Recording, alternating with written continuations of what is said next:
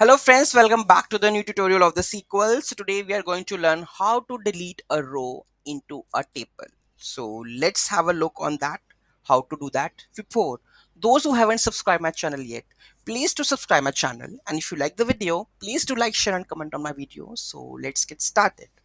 So very simple, delete, the command is delete from the table name where email, ID, username, you can add it over here. So I'm using the ID, where's to be 1.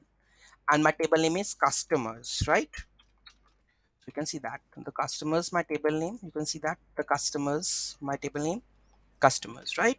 So just copy this, paste this, and let's see, is it deleting or not? Copying, pasting, and push it. I haven't added eliminator over here, so I need to add this one, right? Copying this and just control C, enter, paste, one row affected. So let's have a look on that. It's deleted, right? So this is how you are able to deleting a row into a MySQL table.